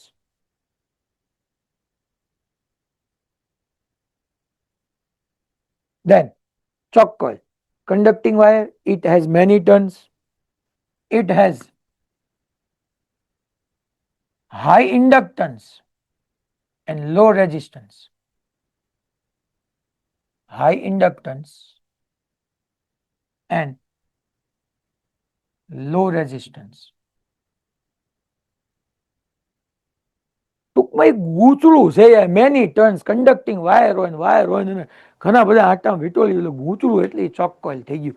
આઈડિયલી છે ને એક આપણે આઈડિયલ ચોક કોઇલ આવશે, આઈડિયલ ચોક કોઇલ કે જેવી મળે નહીં, ખાલી ક્વેશ્ચનમાં જ હોય. આઈડિયલ ચોક કોઇલ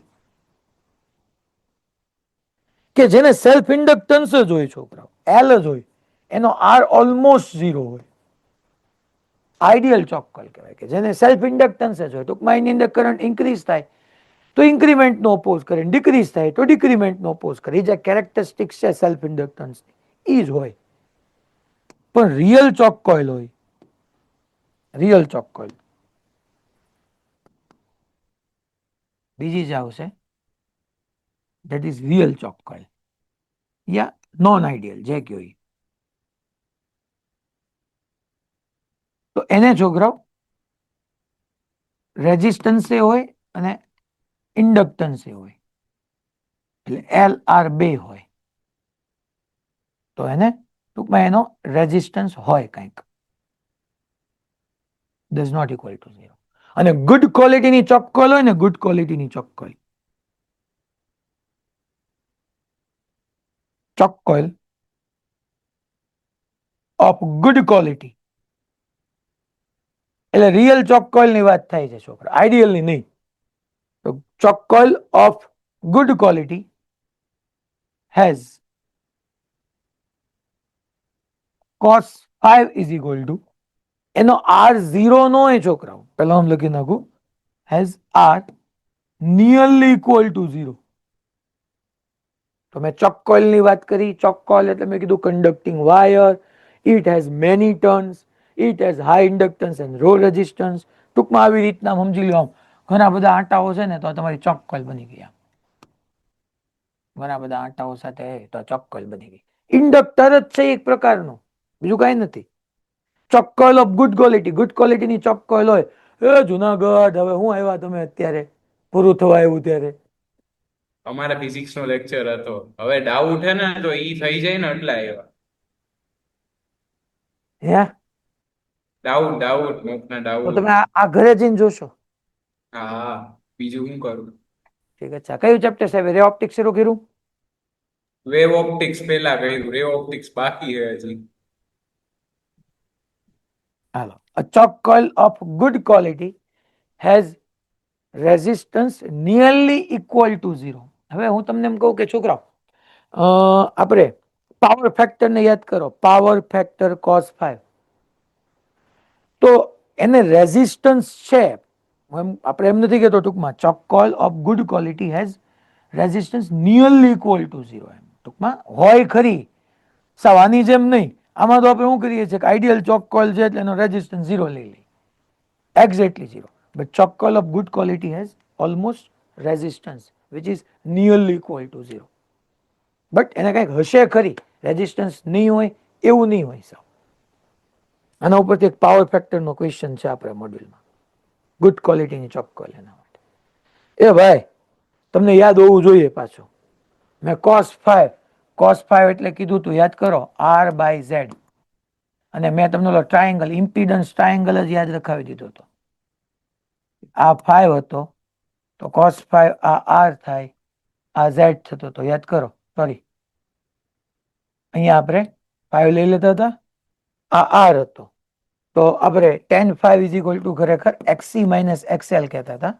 આ R હતો, આ Z હતો, એટલે cos 5 is equal to R by Z થઈ જાય. XC માઇનસ XL, આ R અને આ Z, એટલે cos 5 is equal to R by Z અને tan 5 is equal two XC minus XL by R. ચાલો, a circuit has a resistance of 12 ohm. Okay, 12 ohm and impedance Z of 15 ohm. The power factor of the circuit will be cos 5 is equal to R by Z. પૂરું 12 by 15. બીજું કઈ કરવાનું જ નહોતું. આ જો V and I are given by the following equation in AC circuit. V is equal to 100 sine 100t volt and I is equal to 100 sine 100t plus pi by 3 milliampere. Power in the circuit is equal to, તો power ની formula V RMS કઈ કીધું નો એટલે RMS I RMS cos 5. શું VRMS છે? નહીં, આ VM કહેવાય ને. V is equal to VM sin omega t. તો VRMS એટલે VM by root 2 એટલે 100 by root 2. IRMS એટલે IM by root 2 again 100 by root 2. cos 5 is pi by 3. પણ મૂકવામાં બધા ભૂલ કરે જ. VRMS ની જગ્યાએ 100 by root 2 મૂકી દે. IRMS ની જગ્યાએ 100 by root 2 into 10 raised to minus 3 કરવાનું ને, because of મિલી છે ને, તો આવ ખાઈ જ જાય બધા. ને cos 5 is pi by 3 એટલે cos 60. ચલો સિમ્પ્લિફાય કરો. 100 into 100 એટલે 10 raised to 4 root 2 into root 2 cos 60. cos 60 કેટલું થશે? cos 60 1 by 2 10,000 by 2 આપણે લઈએ. 10 raised to અહીંયા -3 રહી ગયું છોકરાઓ. 10 ને 100 અને 100 10 raised to 4 ને 10 raised to -3 એટલે 10 ખરેખર 10 raised to 4 10 raised to -3 10. તો 10 by 4 એટલે 2.5. નેક્સ્ટ પછી આપણે ઓનલી રેઝિસ્ટર હોય ત્યારે મેં તમને સરખાવ્યું આખું. આ આપણું ભાઈ આ આપણું જો વોટલેસ કરંટ હતો IRMS sin 5 સામે મેં કીધું. પછી શુદ્ધ ઇન્ડક્ટિવ. પછી choke coil. Tubelight is also an inductor. જો આ લાઈને કામની છો, નોટ્સમાં નાખજો. The chalk used in tubelight is also inductor and follows this theory in which power is zero. એટલે ટ્યુબલાઇટ ની અંદર જે આપણે ચોક યુઝ કરીએ છીએ આપણે ચોક કોઇલ જ કરીએ છીએ, એનો પાવર જે છે એ આપણે ઝીરો લેવાનો છે. જો what is the power factor of a good chalk coil? છે good chalk coil. Nearly zero, exactly zero, nearly equal to 1, exactly 1. હવે જો અહીંયા તમને what is the power factor of a good chalk coil? Power factor એટલે cos 5 કે છે. હવે ખરેખર મેં એમ કીધું હોય ગુડ ચોક કોઇલ એટલે એને રેઝિસ્ટન્સ હોય, ભલે નેગ્લિજિબલી સ્મોલ હોય પણ હોય. તો ધેટ મીન્સ કે ઈ RL સિરીઝ સર્કિટ થઈ ગયું છોકરાઓ. આ L તો હોય જ તે, સાથે સાથે RA હોય. માની લો છોકરાઓ, જો તમે આમ જો તો ખાલી L હોય તો 5 કેટલો હોય? ખાલી L હોય તો 5 કેટલો હોય? પાઈ બાય 2 હોય. કરંટ લેગ કરતો હોય પાઈ વોલ્ટેજ કરતા, તો cos પાઈ બાય 2 0, તો એક્ઝેક્ટલી 0. બટ R છે, RL છે, તો RL છે ધેટ મીન્સ કે 5 એક્ઝેક્ટલી પાઈ બાય 2 નો હોય, પણ હા R પાછો નેગ્લિજિબલી સ્મોલ હોય, નેગ્લિજિબલી સ્મોલ. તો that means nearly 0, not exactly 0 but nearly 0. એટલે મેં શું કીધું ખબર પડી ભાઈ? ઓનલી રેઝિસ્ટર હોય તો પૂરું જ થઈ ગયું કે 5 0 અને cos 0 1. બટ અહીંયા તમને ઈ ચોક કોઇલ કહે છે. ચોક કોઇલ એટલે આવું ઇન્ડક્ટર, પણ ગુડ ક્વોલિટીની ચોક કોઇલ છે. એટલે ધેટ મીન્સ કે રિયલ ચોક કોઇલ છે, એમાં સારી ક્વોલિટી છે. સારી ક્વોલિટી એટલે એનો રેઝિસ્ટન્સ ઓછો છે પણ છે. તો ધેટ મીન્સ કે અહીંયા એના પાવર ફેક્ટરની આપણે ડિટેલિંગ કરવાની આવશે, એ which is nearly 0, not exactly 0. જો ખાલી L હોત તો એક્ઝેક્ટલી 0, બટ અહીંયા R છે એટલે nearly 0. What is the average power dissipation in an ideal capacitor? Ideal capacitor, ચલો ભાઈ આઈડિયલ કેપેસિટરમાં એવરેજ પાવર ડિસિપેશન હવે બની ગયા. વન ટાઈમ પીરિયડ પર એવરેજ પાવર કેપેસિટરમાં કેટલો થાય ભાઈ? 0. અલા યાદ છે? ઇન્ડક્ટર ને capacitor બેયમાં.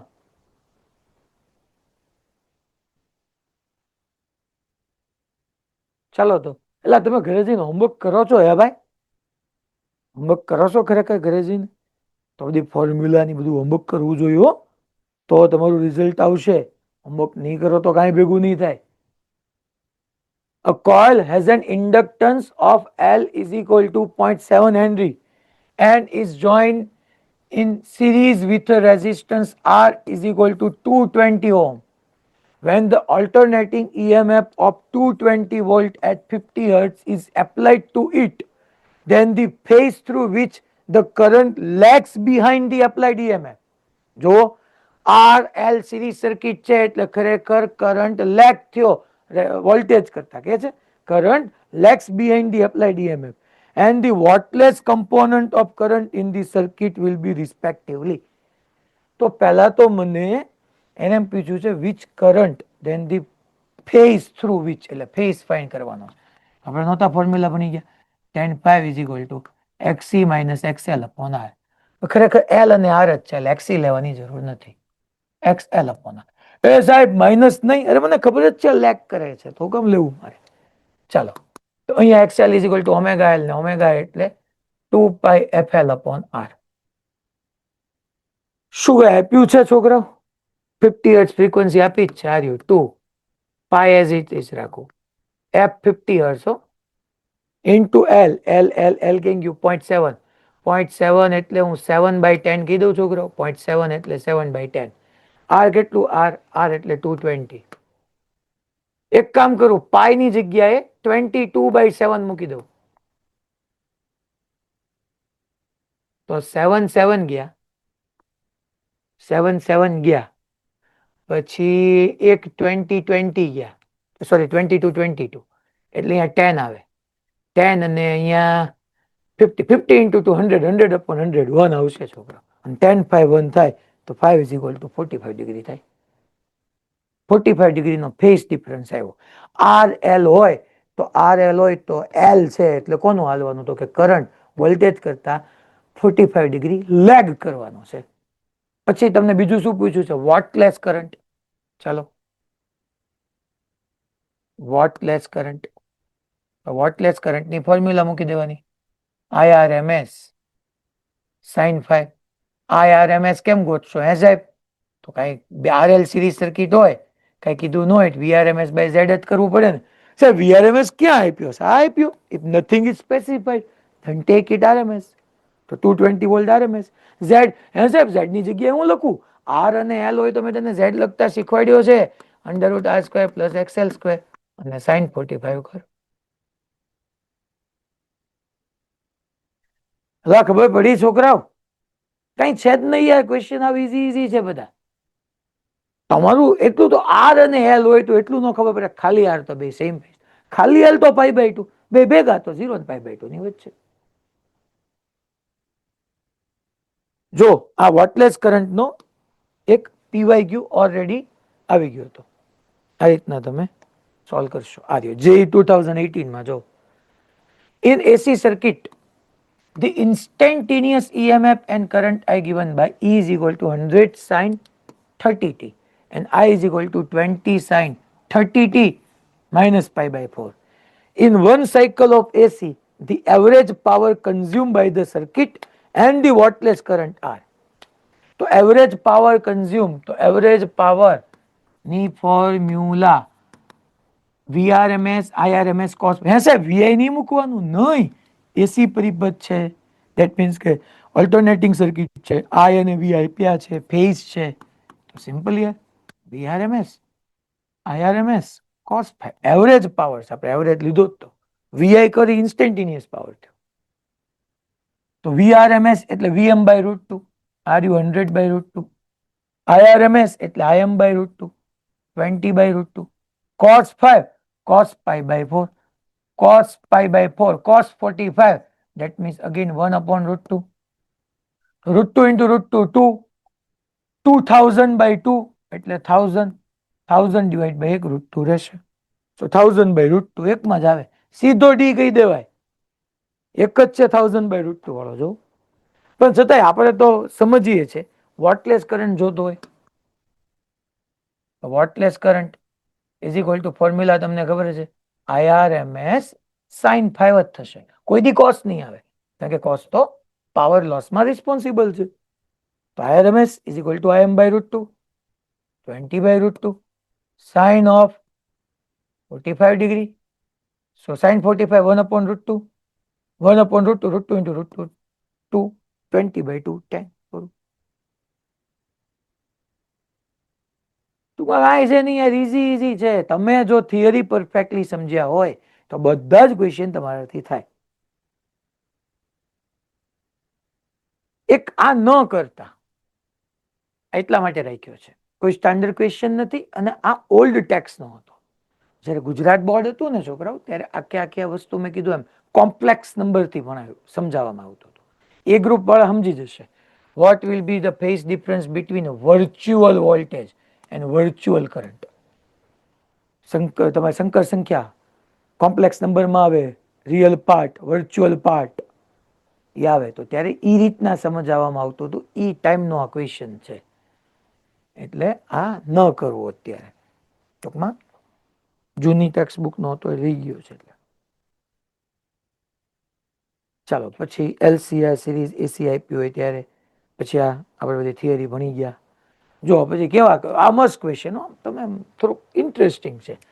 The potential differences across the resistance, capacitance and inductance are 80 volt, 40 volt, 100 volt respectively and LCR series circuit.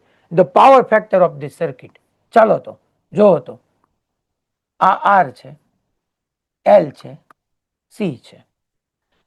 Resistor ને અક્રોસ કેટલા વોલ્ટ આપ્યા? 80 વોલ્ટ. પછી કેપેસિટન્સ માટે આપ્યું છે, કેપેસિટન્સ ને અક્રોસ કેટલા આપ્યા છે? 40 વોલ્ટ. અને પછી ઇન્ડક્ટર ને across 100 volt. Okay. In LCR circuit the power factor of this circuit. ચાલો તો મને આઈડિયા આપો તો કેમ કરાય ક્વેશ્ચન, વિચારો તો. પાવર ફેક્ટર cos 5 શું કરાય આની અંદર? આપણી પાસે cos 5 ની કોઈ ફોર્મ્યુલા છે કે નથી? કરવો તો કેમ કરવો આપણે જોઈએ. ચાલો, કોણ મને કહેશે તમારી પાસે cos 5 ની ફોર્મ્યુલા હોય એટલે પતી ગયું. Power factor, rays your hand.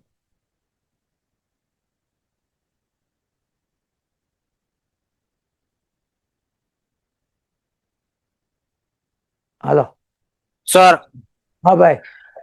R ના વોલ્ટેજ ના છેદમાં અંડરરૂટમાં વીઆર નો સ્ક્વેર પ્લસ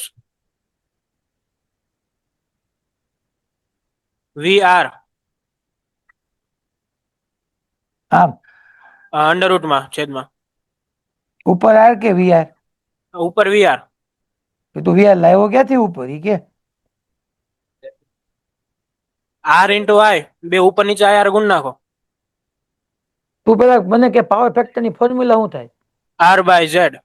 હા, હવે બોલ ભક્તા, હવે હું શું કરું? ઉપર નીચે આર ગુણ નાખો. શું કામ પણ લે? આ કેમ? આ કઈ સેમ હશે?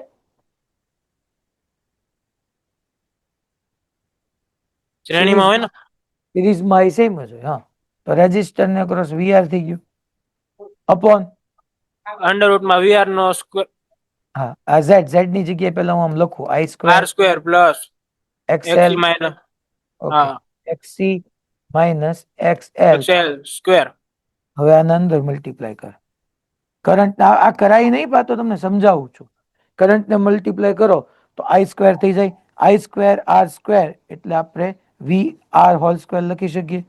વી R whole square. I XC તો કેપેસિટર ને અક્રોસ વીસી. આઈ એક્સએલ તો VL whole square. Value put કરો.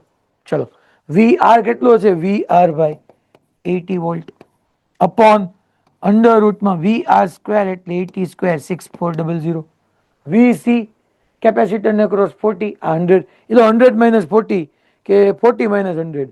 કેપેસિટર ને ક્રોસ છે ને, આ કેપેસિટર ને ક્રોસ 40 છે અને ઇન્ડક્ટન્સ ને ક્રોસ, તો એ તો -60 નો સ્ક્વેર. આપણી પાસે તો 3600 જ આવશે, તો અંડર રૂટ 10,000 થશે. એટલે રૂટ લેશો તો 100, 80 upon 100 એટલે 8/10, 8/10 એટલે 0.84. સર 10 5 વાળું ફોર્મ્યુલા હાલે.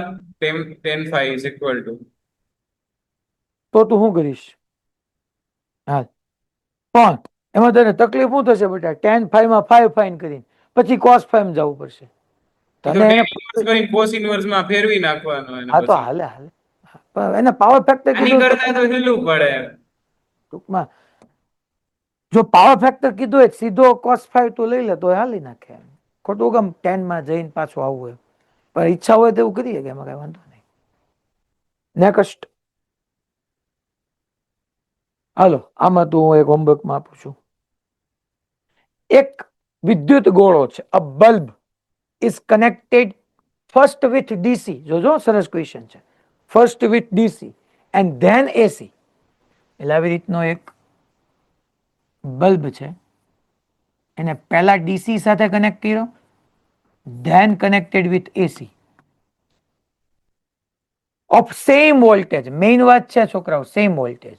It will shine brightly with AC, DC. Bulb will not shine in both, equally with both. Equally with both.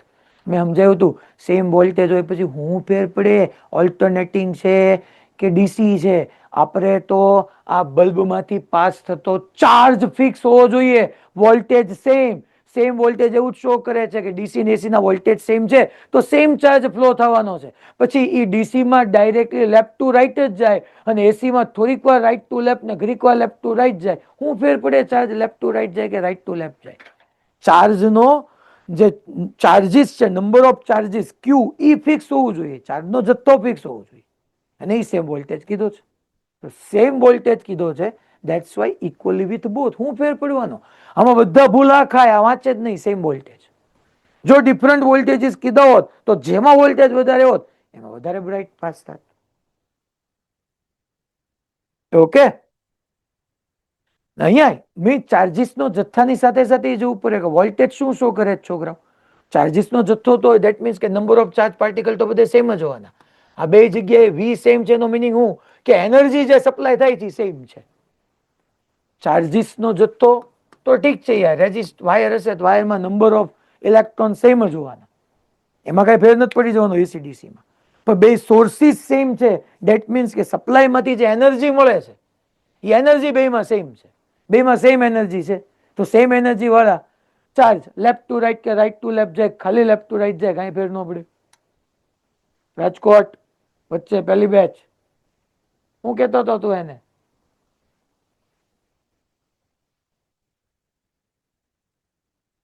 તને કહું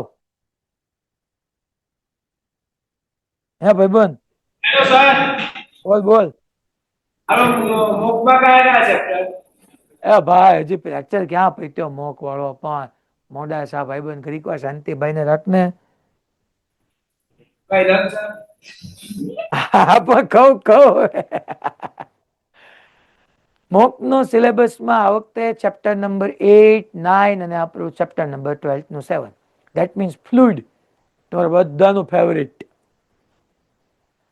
mechanical properties of solid and mechanical. Sir અમારે તો 7 ને 8 આવ્યું કોર્સમાં. હાલે 11 માંનું 8, 9 અને 12 નું 7 આ પાક્કું છે. એ ભૂલ હતી. અમારે 7 ગ્રેવિટેશન આવ્યું હતું. ના ના એ ખોટું, એ તો આપણે લઈ ન લીધું બકા. તોય આવ્યું હતું તો અમે ના તો ન પડે. હા ના ના એ તો બરાબર છે, હું લખી દઉં બસ. અહીંયા 11th ચેપ્ટર 8, 9, 12th ચેપ્ટર 7 જે કરંટ છે એ જે પતી જશે આપણું.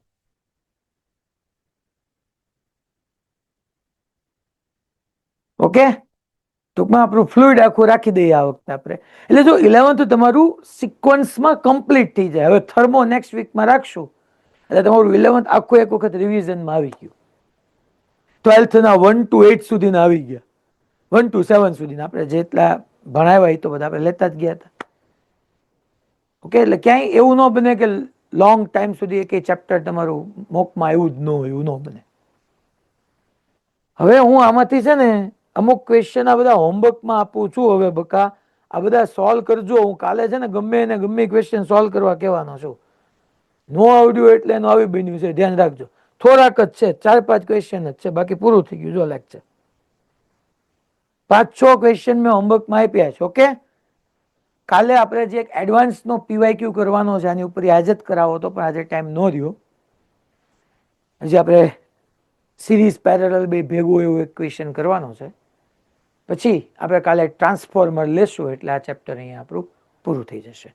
પછી ચાર્જિંગ ડિસ્ચાર્જિંગ સાથે વેડનેસડે કામ કરશું. ચાલો.